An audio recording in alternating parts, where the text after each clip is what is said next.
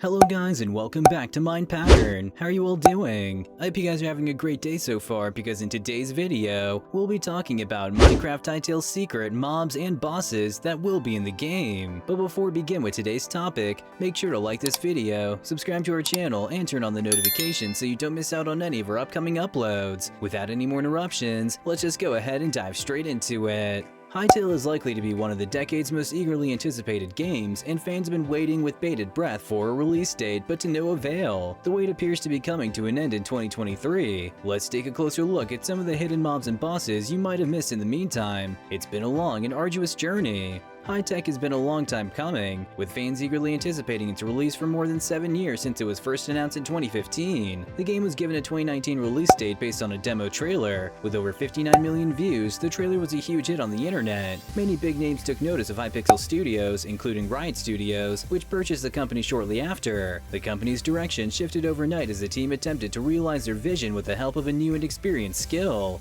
As a result, they were able to add variety to many of the Hytale world zones, mobs, bosses, and terrain. Despite the fact that Hypixel Studios has only given us sporadic updates over the years, there have been a few unwelcome leaks from the studio that give us a new look at many of the game's mobs, terrain, and bosses.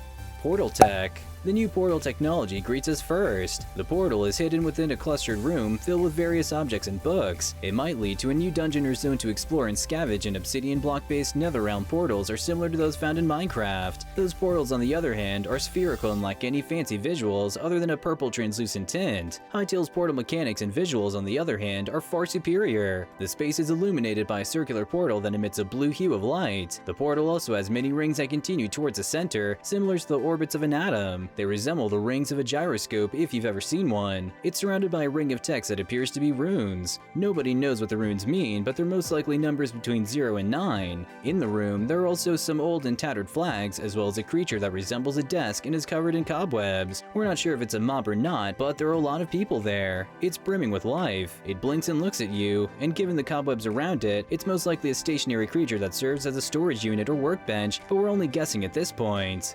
Green Dungeon and Goblin Boss. Other new images show a path leading to a dungeon or ruin, complete with one of the new goblin mobs. As you progress deeper into the cave and reach the goblin's dungeon, you will come face to face with a goblin lying on top of the gold pile. The protagonist of Hytale appears to have given everything he had, only to perish as a result of his efforts. This, however, gives us a whole new perspective on Hytale's death and rebirth world. When a user dies, his or her body is left behind, along with a tombstone that may reveal information about the user. Players would be greeted with a tombstone similar to those seen in Terraria, which would include information such as a player's name, death date, and location, as well as a corpse containing all of the player's items. Of course, the tomb serves as a waypoint for users to navigate Hytale's world and retrieve their misplaced items. In contrast to Hytale, Minecraft did not have this feature, forcing players to manually traverse the lens to approximate where they had previously died, only to discover that all their items had been scattered and they had to pick them up one by one. It isn't a major issue, but if you ask the Minecraft community and us, dying over and over can become quite tedious. The mob boss who defeated the player is also shown, and he appears to be quite powerful. The mob boss has a nice design and a bright green aesthetic, and according to the new battle system, each mob boss and enemy team has their own set of movement, characteristics, and attack animations, which adds variety to the visuals and movements in Hytale. A slew of gleaming metals greets us as well, including scrap metal piles, utensils, and cutlery. Despite the fact that they are located next to each other, the goblins appear to value gold and metal scraps equally. It's possible that the game is hinting that these items are also valuable in Hytale, and we're guessing that it will be used as a resource or as a means of exchanging monetary benefits, but we won't know for sure until the game is released.